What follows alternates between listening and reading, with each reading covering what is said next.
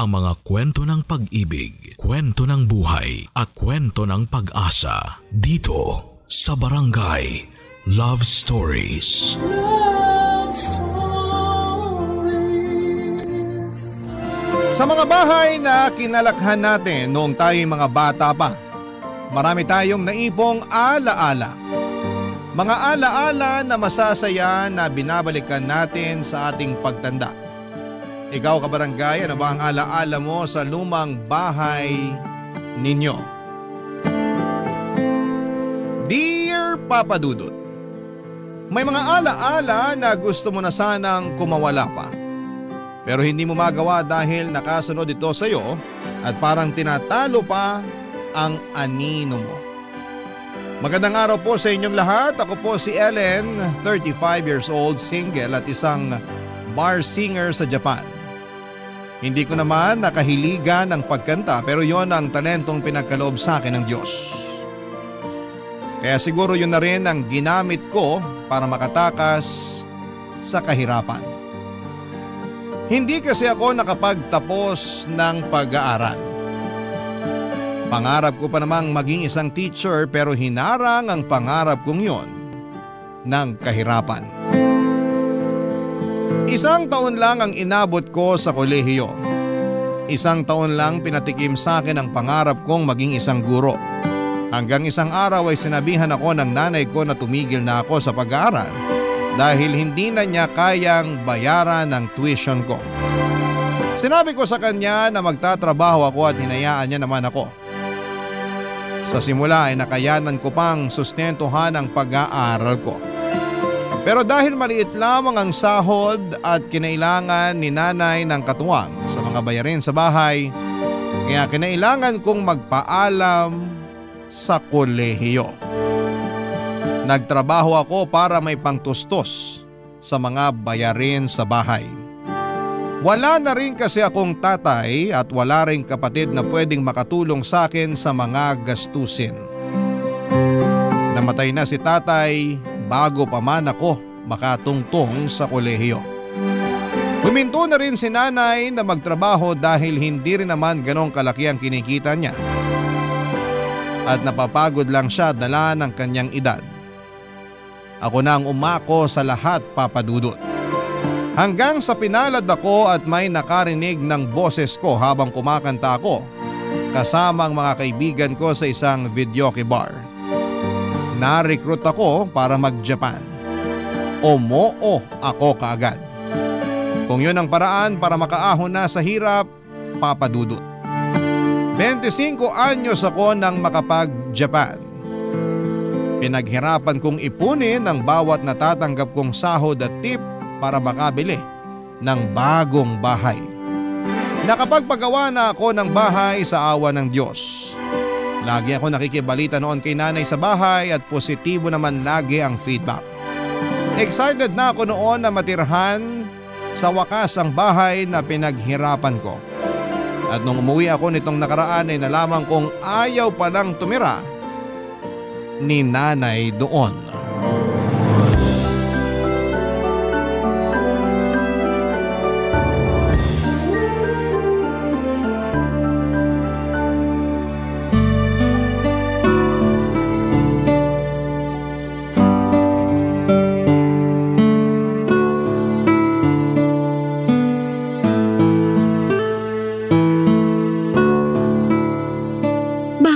Nakasimangot ka riyan. Nagtataka lang po, Nay. Nagtataka saan? Ilang taon nang nagawa yung bagong bahay natin. Pero hindi ko maintindihan kung bakit hindi pa rin kayo lumipat dun habang nasa Japan ako. Nakatamaran ko na sigurong maglipat. Pag may pinaplano kasi ako, sinusumpong ako bigla ng rayuma o kaya may hindi magandang nangyayari. Lagi na lang po ba? Ilang taon na yung dumaan. Wala kahit isang araw na swerte at maayos ang kalagayan nyo para makalipat? Wala rin akong kasama na mag-aasikaso. Ang Tita Net po, nasa kabilang bahay lang siya. Pwede naman siyang mapakiusapan para makapaglipat na tayo. Ayoko nang abalahin pa ang Tita Net mo.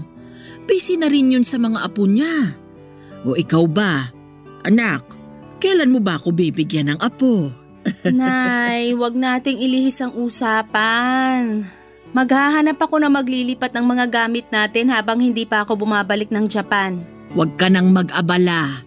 Ako na lang ang mag-aasikaso. Magpahinga ka na lang at sumama sa mga kaibigan mo rito sa Pinas. Magkumustahan kayo. Ako nang bahala rito sa bahay. Lagi niyong sinasabi na kayo na ang bahala pero nung hinayaan ko kayo, parang wala naman nangyari. Hindi ko lang talaga maharap dati. Kahit magtanong ka pa sa mga kapitbahay natin. Nasasayang lang kasi yung pinagawa kong bahay doon.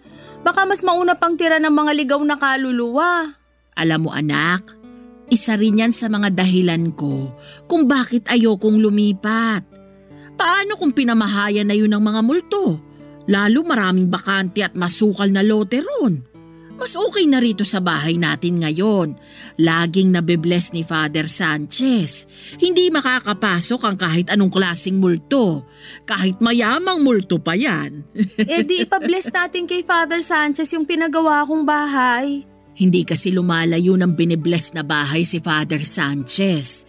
Yung malapit lang ang gusto niyang i-bless na bahay. May katandaan na rin kasi. Hindi na kayang bumiyahe. Kung ganun, maghanap tayo ng pari na malapit lang dun sa bahay at bata pa. Pwede na po ba yon? Pag lumipat tayo, mamamahay ako. Matagal pa naman bago ako masanay. Kung lumipat na sana kasi kayo noon, di sana sanay na kayo at hindi na po problemahin kung mamamahay kayo ngayon. Malungkot dun, sigurado ako. Mag-isa lang ako. Buti sana kung hindi ka na babalik ng Japan para kasama kita ron. Tignan mo nga. Isang buwan na lang, babalik ka na naman sa Japan, may iiwan na naman akong mag-isa. Marami kayong makikilalang kapitbahay doon. At saka pwede kong pakiusapan lagi si Tita Net na dalawin kayo. Ako na magbabayad lagi ng pamasahe at pagkain niya. Para may kasama lang po kayo habang nasa Japan ako. Sabi ko nga, wag mo nang abalahin pa ang Tita Net mo. Nagbibigay lang po ako ng mga pwedeng solusyon para matapos na yung mga rason nyo kung bakit ayaw nyo pa rin lumipat dun sa bagong bahay natin. Ang dami kasing dapat isaalang-alang. Hindi basta-basta ang paglilipat. Kaya nga nagmamadali akong makauwi dito sa Pilipinas para matulungan na kayo sa pag-aasikaso sa paglilipat. Hindi na ako masaya na hindi pa rin kayo lumilipat. Ilang taon ko na kayong pinagbigyan, Nay. Ako naman ang pagbigyan nyo ngayon. Nasasayang lang yung upa dito sa bahay. Yung upa na ginagamit ko galing sa pensyon ko at hindi galing sa padala mo. Lahat ng pinapadala mo napupunta lang sa pagkain ko at ibang pangangailangan. Yung karamihan nasa bangko, hindi ko ginagalaw. Kaya nga sayang naman na napupunta lang sa upa yung pensyon nyo. Sana pinangbibili nyo na lang ng mga gusto nyong gamit o panlibre kay Tita Net kapag sinasamahan niya kayo. Ang daming pwedeng gawin sa pensyon nyo, Nay. Wag na sana upa rito sa bahay kasi may sarili na tayong bahay. Naintindihan nyo po ba? Ako naman ata ang hindi mo maintindihan. Sabihin nyo sa akin, Nay, kung paano ko kayo iintindihin. Kasi hindi ko talaga maintindihan kung bakit mas pinipili nyo pa rin manirahan dito sa lumang inuupahan natin. Puro nasira, mainit na at masikip. Ang laki ng bahay na pinagawa ko para sa inyo. Hindi mo talaga ako maintindihan.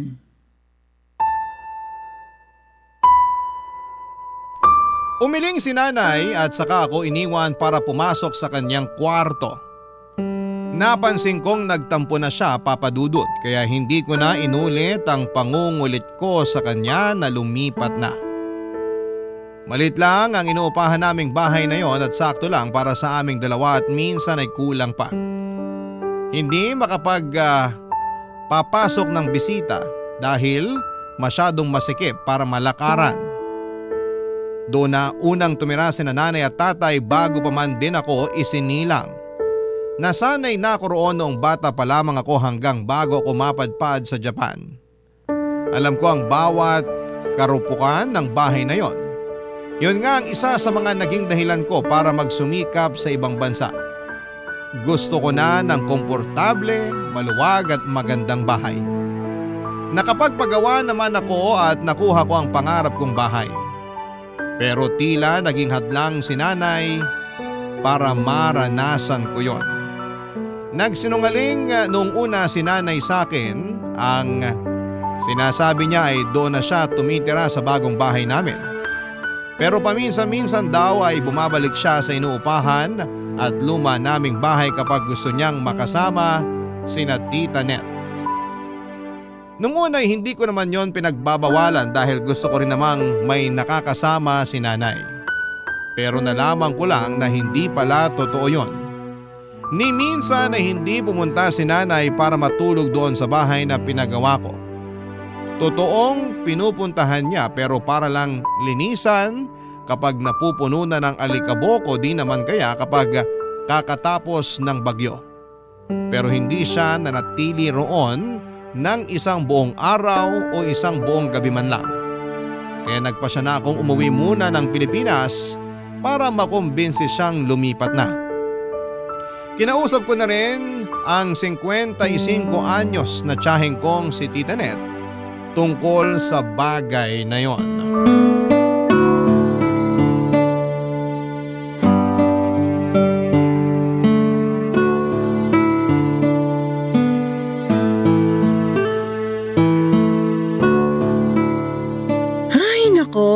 Ilang taong ko na pinagsasabihan ng nanay mo na lumipat na doon sa bahay na pinagawa mo. Aba, kaswerte na nga niya at maraming naghahangad ng sariling bahay. Pero siya naman tong tumatanggi ron. Hindi niyo po ba siya makumbinse para makalipat na bago ako bumalik ng Japan? Nako, ang problema riyan, kahit makumbinsi mo siyang lumipat doon, baka bumalik siya ulit sa dati niyong bahay kapag nakaalis ka na ng Pinas. Kilala ko ang nanay mo, alam kong gagawin niya yon. Kilala ko rin po ang nanay ko at tama kayo. Gagawin nga niya yon. Ilang taon din niya akong pinaniwala noon na doon siya nakatira sa pinagawa kong bahay.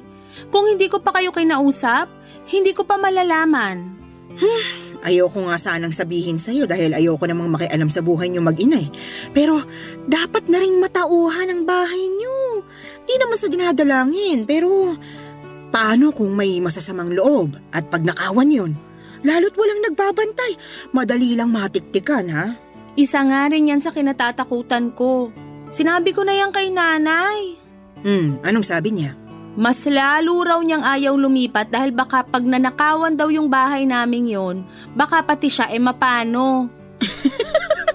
Ang nanay mo talaga, laging may dahilan para hindi tumira sa bahay na yun. Nagtataka na rin kasi ko. Maganda yung pinagawa kong bahay. Malawak at safe para sa katulad niyang may edad na. May hardin din para may mapagkakaabalahan siya. Lalo na't lagi niya nirereklamo na hindi siya natutuwa sa mga depaso na halaman namin. Gusto raw niya malawak na hardin. Yun naman yung binigay ko. Pero ayaw pa rin niyang tumira doon. Kung di pa yun maasikaso, baka pati ahas at daga maligaw na rin doon. Paano ko pa makukumbinsi si nanay, Tita Net? Hindi ko na rin alam, sa totoo lang. Napagod na nga rin akong kausapin siya tungkol dyan. Minsan, nagalit pa siya sa akin dahil mas marunong pa raw ako kaysa sa kanya. Iba na talaga kapag nagkakaedad Sa tuwing napagsasabihan mo, sumasama agad ang loob. Napansin ko na naman po yun. Nagtampo nga rin si nanay sa akin nung isang araw nung kinausap ko siya tungkol sa paglipat. Lalo na nung tinabla ko na lahat ng mga rason niya kung bakit ayaw niyang lumipat. Naku! Panigurado umusok ang ilong ng nanay mo sa tampo. Ayaw pa naman nun na hindi mo iniintindi ang mga rason niya kahit gaano pa yung kabaluktot. Huwag mo akong isusumbong Kaya nga hindi ko na rin alam ang gagawin. Gusto ko na rin tumira ron lalo na ngayong nagbabakasyon lang ako. Pero hindi ko naman siya magawang kumbinsihin na samahan ako dun sa bagong bahay. Ayaw talaga niya. Sabi pa niya, kung gusto ko raw, ako na lang matulog dun mag-isa. Siyempre ayoko naman. Nakakakonsensya kaya. Habang maayos ang tutulugan at kabuuan ng bahay ko, si nanay naman nagtitiis sa sira-sirang inuupahan naming bahay.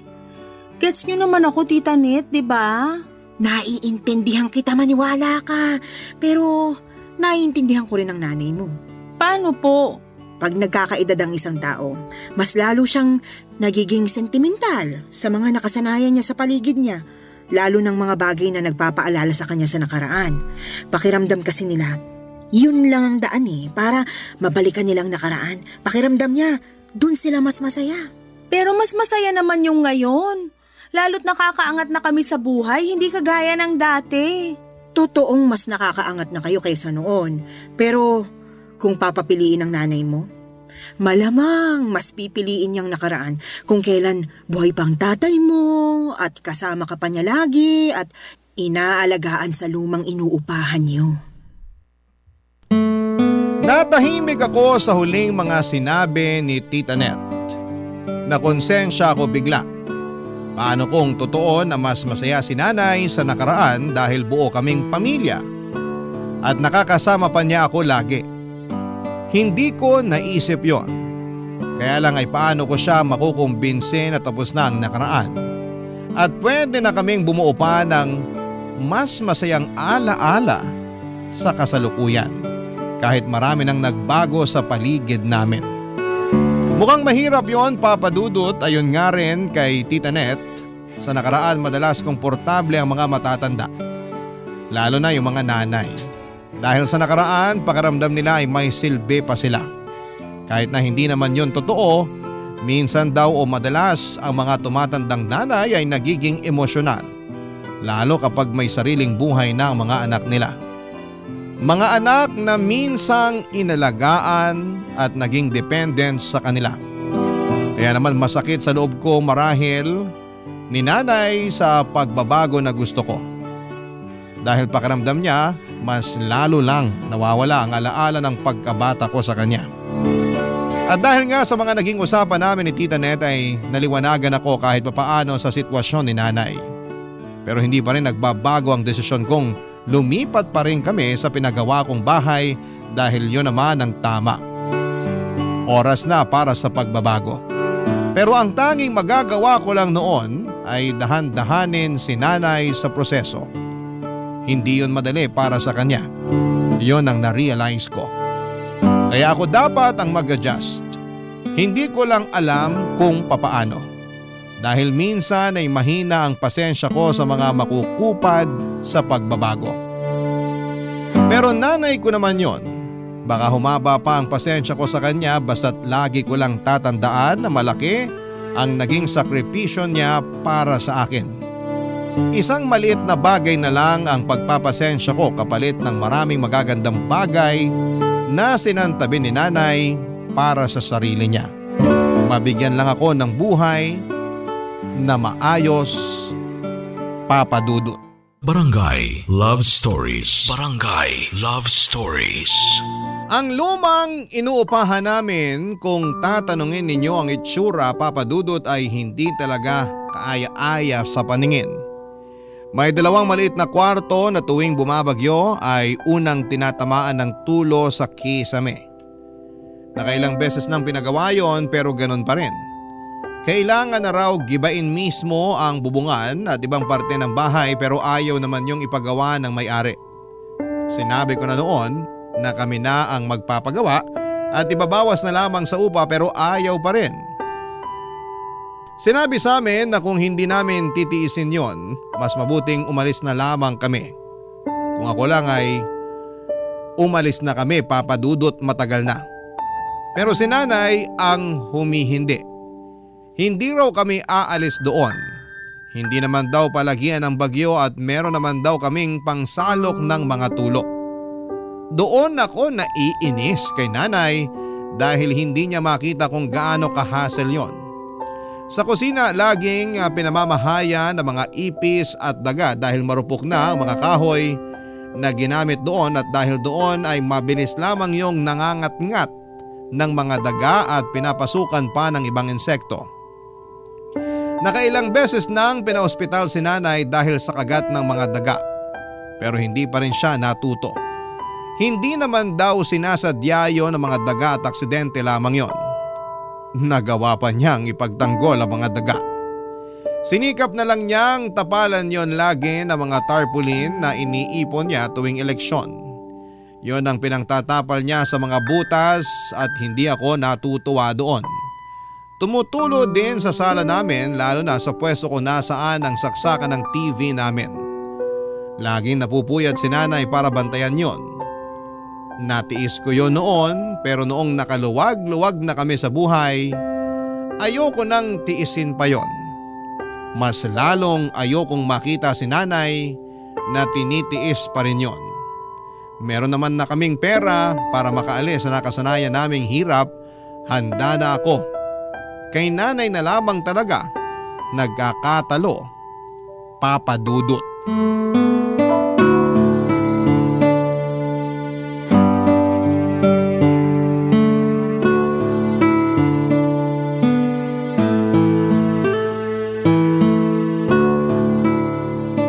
Bakit ka natutulog dito sa sala? Ang daming lamok dito ah. Tumutulo na naman sa kwarto ko, Nay. Naku, bakit kaya? Hindi naman bumabagyo. Sakto lang ang buhos ng ulan. Kasi po siguro rumupok na talaga yung kisame dahil sobrang luma na. Nareremedyohan pa rin naman kasi. Pero hanggang kailan po natin reremedyohan lahat ng sira dito sa bahay? Yung kwarto mo lang naman ang tumutulo ngayon. Hihintayin pa po ba natin na tumulo lahat ng parte ng bahay natin? Maya-maya lang pupusta ko. Next na tong sala na tutulo. Kung ipapanalangin mo, magkakatotoo talaga. Hirap na rin ako makatulog sa kwarto ko, Nay. Ang init.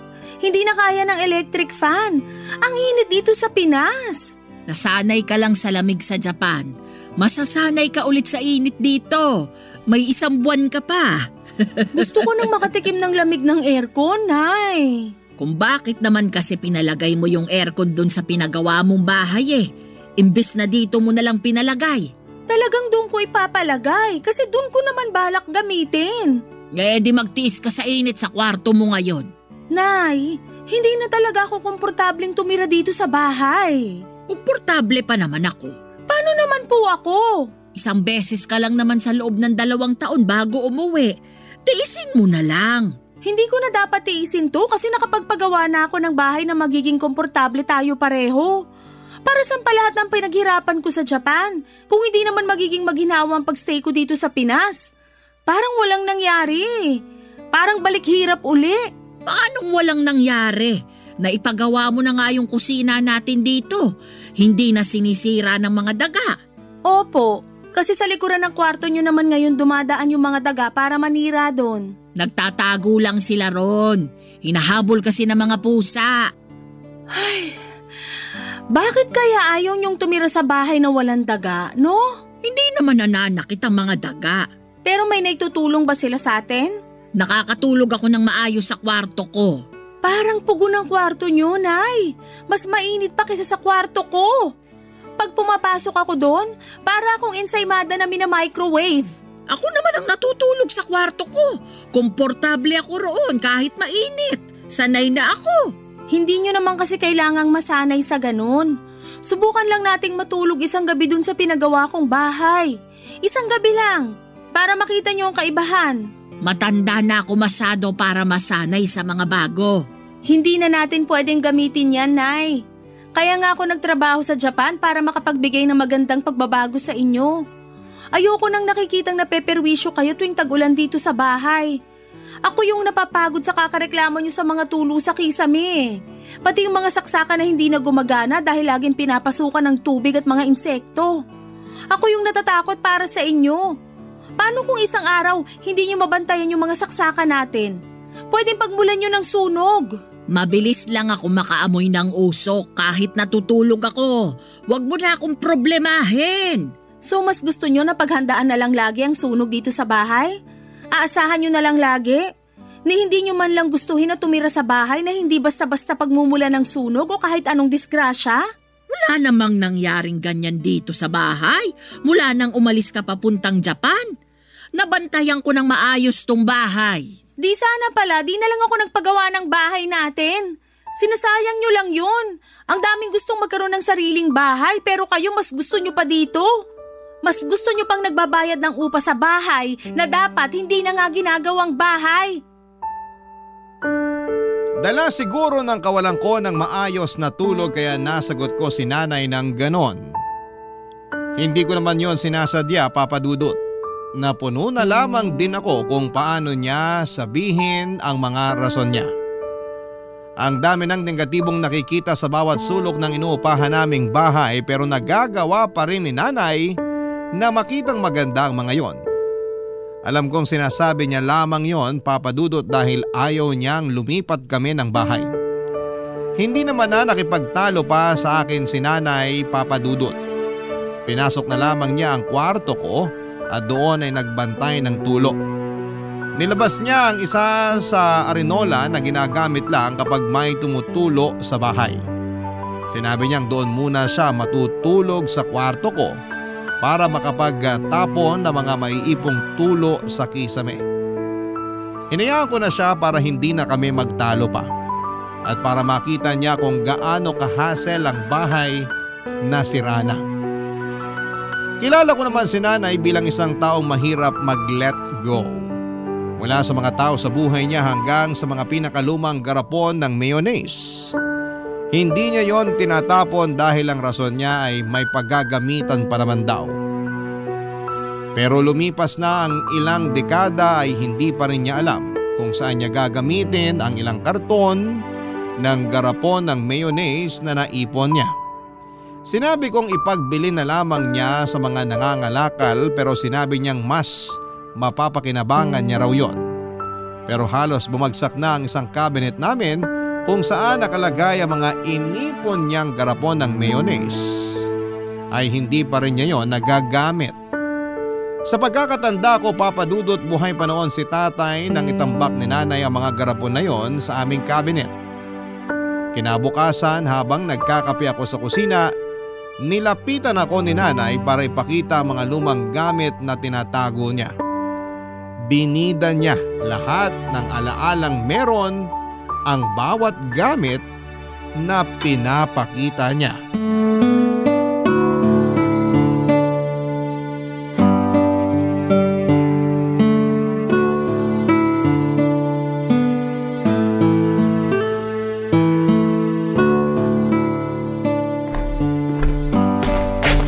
Anak, may ipapakita ko sa'yo. Ano po yon? Tignan mo tong karton na bitbit ko. Oy, teka, ilalapag ko lang sa mesa. Wag naman sa mesa, Nay. Ang daming alikabok niyan eh. Sa upuan na lang, please. Mahina po yung ilong ko sa alikabok. O sige, teka. Matutuwa ka rito sa mga ipapakita ko sa'yo. Mga garapon po ba ng mayonnaise yan? Naku, hindi! Mga pinaglumaang gamit mo. Baka mamaya may magsilabasan pang ipis dyan at mga bubuwit. Nay, ayoko pong makita yan. Bakit naman hindi? Habang nagbabantay ako ng tulo sa kwarto mo, naalala kong nilagay ko pala ito sa pinakataas na parte ng cabinet mo. Kinuha ko. Natuwa ako na hindi pa nasira ang mga inilagay ko rito sa karton. Nakakapagtaka nga. Halos lahat ng gamit ko sa kwarto nasira na dahil sa mga tulo sa kisame. Himala na nakasurvive yung laman ng karton na yan. Siniksik ko talaga sa dulo ng cabinet itong karton, kaya hindi naapektuhan ng mga tulo sa kwarto mo. Pag hindi na mapapakinabangan at makakadagdag lang po ng kalat dito sa bahay, ibigay na lang sa mga nangangalakal o kaya itapon na lang. Ay, hindi pwede! Bakit ko naman itatapon tong unang tsupo na ginamit mo? Regalo sa'yo to ng tita Net mo. Binili niya sa unang sahod sa unang trabaho niya. Ang cute! Sige na nga, itago po natin yan. O, andito pa rin ang pusod mo. Nakasiksik sa lumang medyas mo nung bata ka. Tinago niyo talaga yan, Nay? Pampaswerte raw kasi ito, lalo kapag binitin sa kisame. Kaso laging tumutulo sa kisame natin, kaya itinago ko na lang sa medyas mo. Sa kapaalala ito na minsang koneksyon nating mag-ina. Paalala ito na galing ka sa akin.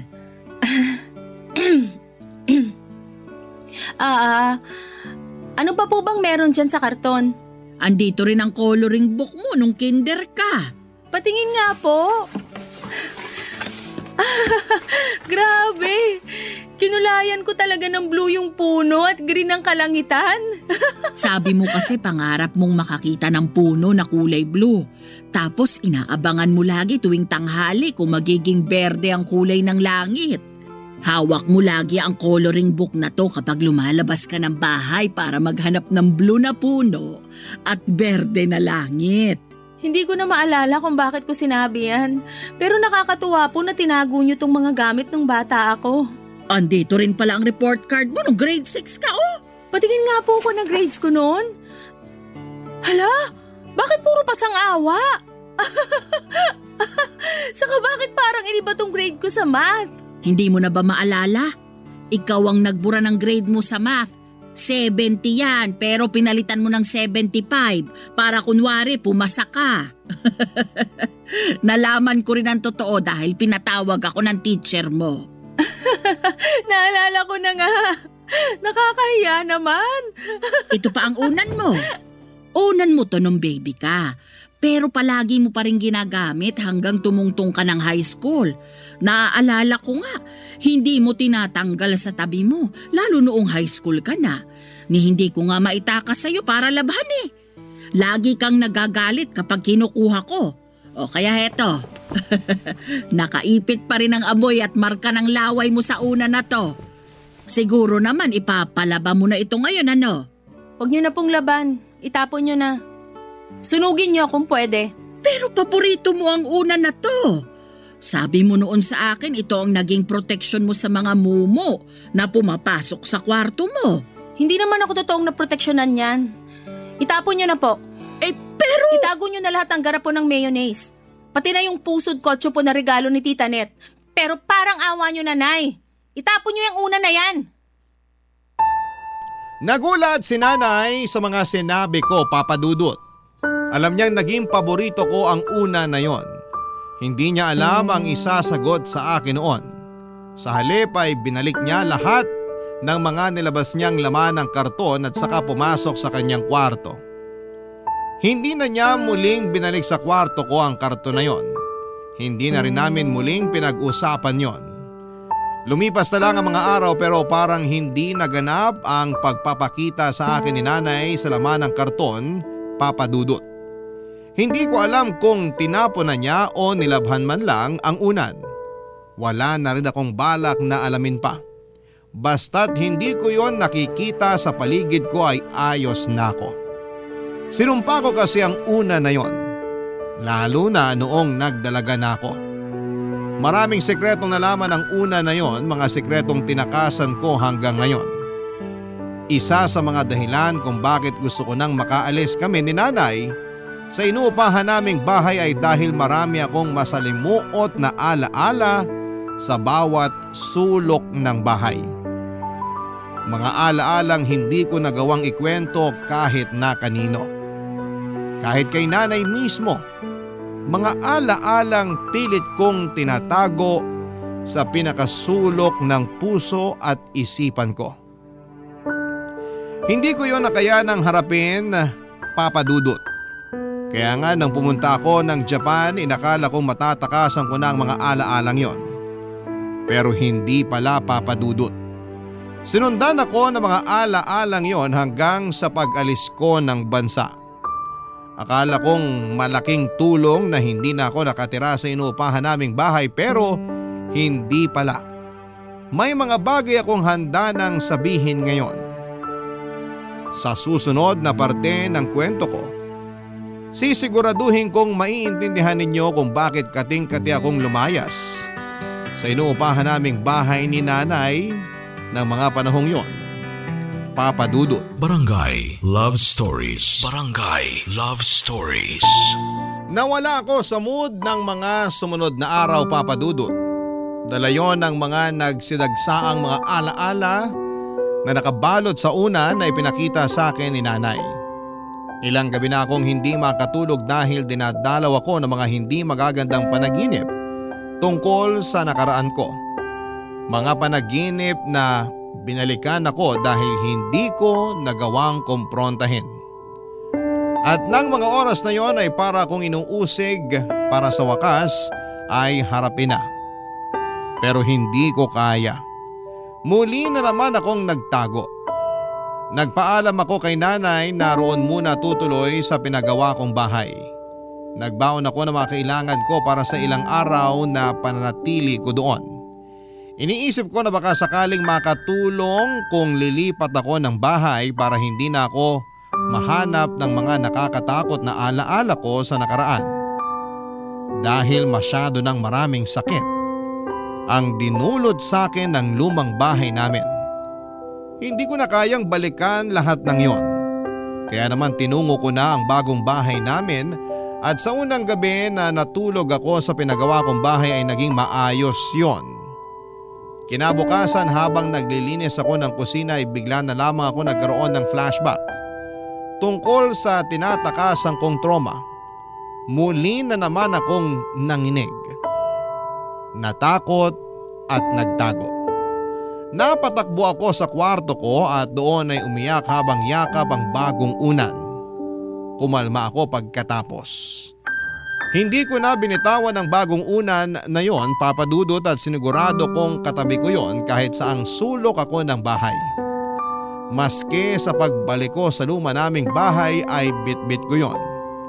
Tila naging proteksyon ko yon mula sa madidilim na alaalang sumusunod sa akin. Pagkarating ko ng bahay ay inabutan kong nagkakape sina nanay at tita Net. Nakangiti si nanay na sinalubong ako. Kinukuha niya sa akin ang bitbit kong unan pero tumanggi ako. Nakiupo na rin ako katabi nila habang hawak pa rin ang bagong unan ko, Papa Dudut.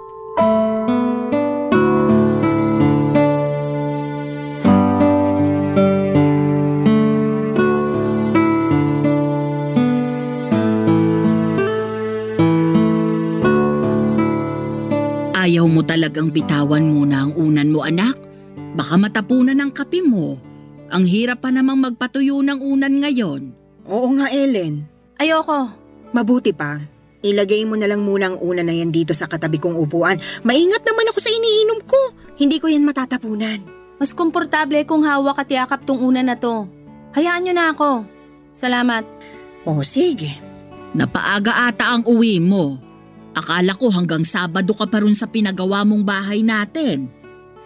May mga kailangan akong asikasuhin malapit dito sa atin. Para malakad ko lang at matapos ko agad bago ako bumalik ng Japan. Sabi ko sa iyo maganda talaga tong pwesto ng bahay natin. Malalapit sa mga kailangang puntahan. Nako, baka gagamitin mo na namang dahilan yan kay Ellen para hindi ka umalis dito sa lumang bahay ninyo, ha? Marami kasing dahilan para hindi na kailangang umalis dito. Joke lang, anak. Baka magalit ka na naman, ha? Nay, wag ngayon. Please. Gusto ko lang malaman ng tita Net mo ang dahilan ko. Para naman hindi niya ako hinuhusgahan. Magkapatid tayo. Kahit ano pang sabihin mo, trabaho kung husgahan ka. May bago pa ba? Nung nagpakasal ako, tinutulan mo. Pero ikaw naman tong nakarami ng kain sa handa namin. Kahit ano pang sabihin mo, trabaho kong kumain sa kasal mo. Naaalala ko pa nga, yung inuwi naming cake sa kasal namin, hindi nagkasya sa rep. Yan ba yung pagkagising nyo kinaumagahan? Nakita nyo na lang yung 2 bubuit na nakapatong na sa cake at busog na busog sa icing ng cake? Hindi sila nakagalaw, dala ng kasibaan sa matamis. Sana talaga pinauwi nyo na lang sa akin yung natira nyong cake eh. Di sana sikmura akong nakinabang, hindi sikmura ng mga bubuit sa kusina ninyo. Ang mga daga na yon ang nakakasama ko. Lalo na nung umalis na papuntang Japan si Ellen. At sila rin ang salarin sa mga butas sa dingding natin at kung saan-saan pa. Kaya nga, bago sirain ang mga dagatong bahay, lumipat na kayo mag-ina sa bagong bahay ninyo. Doon kahit may ilang dagang umaligid sa bahay nyo, paniguradong hindi nila matitibag yun. Hindi ka sigurado. Mauutak na ang mga daga. Sigurado kung kaya nilang tibagin kahit sementado pa ang dingding. Nakahanap na naman kayo ng dahilan para ipagtanggol tong lumang bahay. Alam mo naman ang nanay mo, loyal sa bahay na to. Ay talaga. Nung walang-wala kami, ito ang sumaklolo sa amin. Napag-aral ko hanggang first year college si Ellen. Dahil mura lang ang upa namin dito. Hindi nyo na ako pinag-aaral, Nay. Kaya wala na kayong ibang dahilan para manatili rito. Doon na tayo sa bagong bahay, wala nang babayarang upa. Kung gusto nyo pa rin may paglaanan sa pensyon nyo, kayo na magbayad ng kuryente at tubig. Basta makalipat lang tayo. Oo nga naman, tama talaga tong anak mo eh. Hindi na practical na tumira dito. Baka 2 taon na lang, mapulbos na lang to ng mga daga. Ang daming naghahangad ng sariling bahay na maayos, bakit tumatanggi ka pa? Trabaho mo rin bang pakialaman ng mga desisyon ko? Namula ang pisngi ni Tita Net sa mataray na pagkakasagot ni nanay sa kanya. Hindi na nga nito tinapos ang kape niya, Papa Dudut. Nagkunwari na lamang siya na may aasikasuhin pa sa bahay. Nagpaalam na ito sa akin at hindi na kinausap pa si nanay. Habang inaayos ni nanay ang pinagkapihan nilang magkapatid ay nakaupo pa rin ako habang yakap ang unan ko. Hindi rin ako kinausap ni nanay, Papa Dudut. Nanatili siyang tahimik hanggang sa paghuhugas ng mga tasang ginamit nilang magkapatid. Nagtungo ako sa kwarto ko, bitbit ang bagong unan ko. Hindi ko may paliwanag ang nararamdaman ko noon at halos 2 linggo na lamang ay babalik na akong muli sa Japan. Pero wala pa ring progress pagdating sa pagkumbinsi ko kay nanay na lumipat na kami.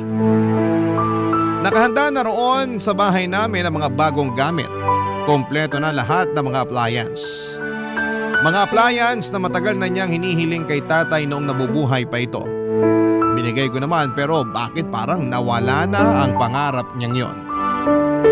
Nakatulugan ko na ang kakaisip sa kung paano pa makukumbinsi si nanay na lumipat na hanggang sa naklakbay ang isipan ko patungo sa isang nakaraan na pilit kong tinatalikuran. Nanaginip ako. Nasa kwarto raw ako noon natutulog at naririnig ko ang pagtatalo ni nanay at tatay dahil natanggal sa trabaho si tatay. Niyakap ko ang lumang unan ko.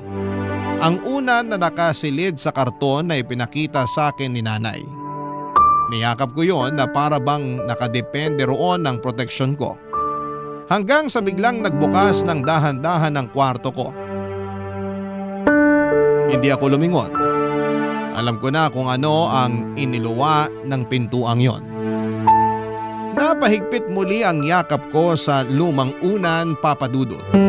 Hanggang sa bigla na lang akong nagising at napasigaw. Doon na pumasok si nanay sa kwarto ko. Nanginginig ako noon habang yakap ang bagong unan ko, Papa Dudut.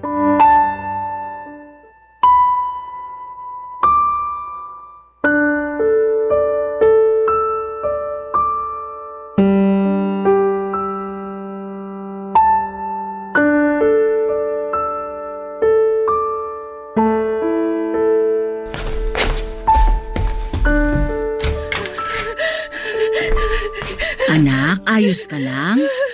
Anong nangyari? Bakit ka sumigaw? Masamang panaginip!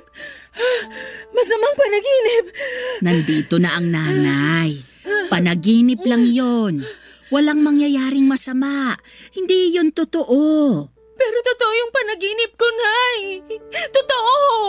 Kaya iyon panaginip. Gawa-gawa ng isipan nating laging pagod.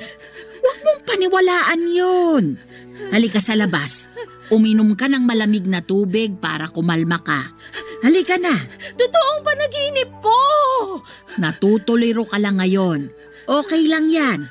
Tara sa labas para mahanginan ka. Hindi to okay, Nay. Kailan ba kayo makikinig sa akin? Nakikinig naman ako. Kung nakikinig ka, bakit hinayaan mo ako umiyak lagi sa kwarto ko? Ano bang sinasabi mo? Nung bata ako, alam kong naririnig mo akong umiiyak. Siguro. Oo. Hindi ko na matandaan. Alam mo naman ang nanay. Maraming inaasikaso, lalo na nung nawala ng trabaho ang tatay mo. Hindi na kita nabantayan o napakinggan. Pasensya ka na ha. Gusto mo bang pag-usapan? Ang tagal ko nang gustong pag-usapan, Nay. Pero lagi niyo lang akong hinahayaang magkulong sa kwarto. Gusto kong bumawi sa'yo ngayon kung ano man yung pagkukulang ko. Kausapin mo ko. Ibibigay ko lahat ng kailangan mo.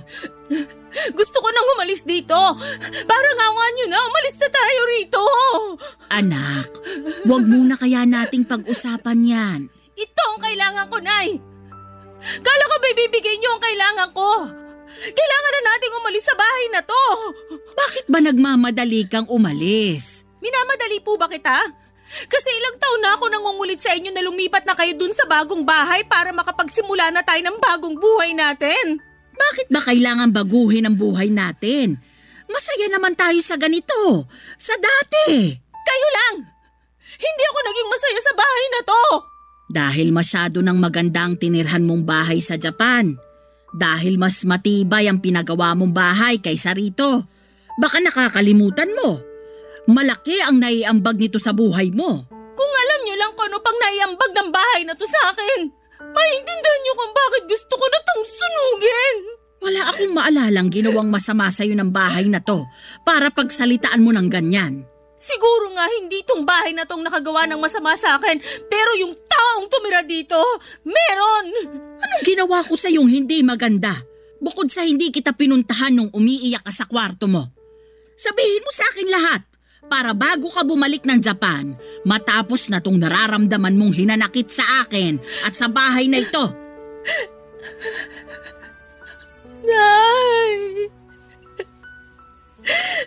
Nay! Pinagsamantalahan ako ni tatay. Ano?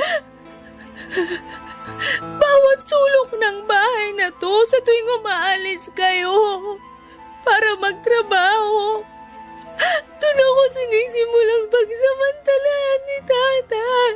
Kung gumagawa ka lang ng kasinungalingan para makalipat na tayo ng bahay, tigilan mo yan. Parang awa mo na. Magbigay ka naman ng respeto sa yumao mong ama.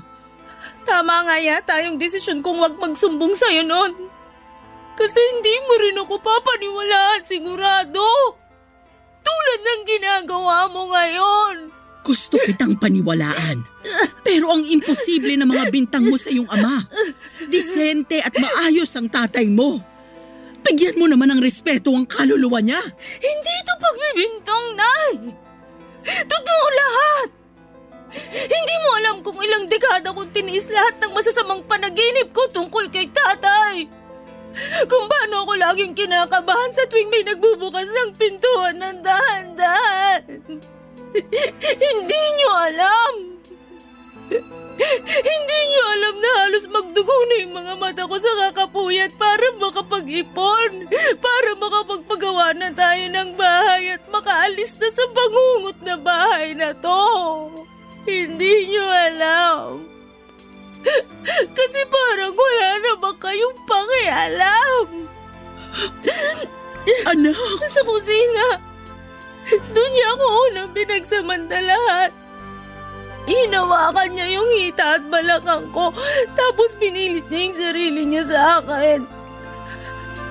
Tinakot niya ako. Papatayin daw tayo ni tatay kapag nagsumbong ako, kapag hindi ako pumayag. Kaya wala akong nagawa. Wala naman akong kasama kasi lagi kang wala. Pumayag ako. Sa mesa sa sala yung sumunod. Sa banyo rin nung minsan nagluluto kayo sa kusina. Sinubukan ko magpasak lolo pero nilakasan ni tatay yung tubig sa gripo. At madalas sa kwarto na to. Tuwing madaling araw. Tuwing tulog kayo. Diyos ko! Diyos ko! At ang paborito kong una na kinamumuhian ko ngayon, yun ang lagi kong pagtakip sa mukha ko sa tuwing hinaharap ako ni tatay habang pinagsasamantalahan. Akala ko mapoprotektahan ako noon para hindi ko makita ang kahiyupan ni tatay. Pero hindi. Tulad mo rin yung unan na yon. Walang kamalay-malay. Walang alam.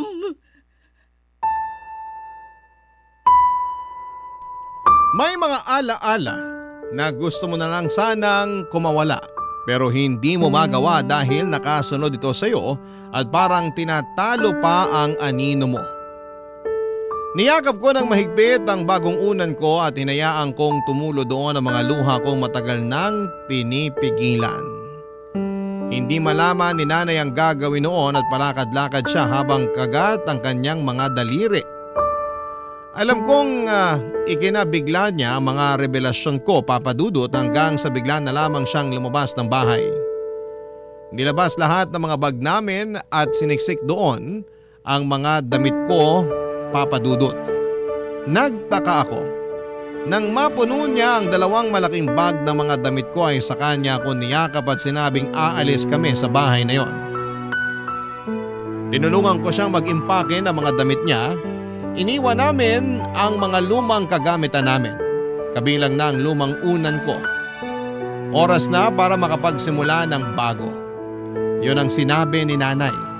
Si nanay na sa una ay natakot sa pagbabago pero kinaya niya para sa kapakanan ko.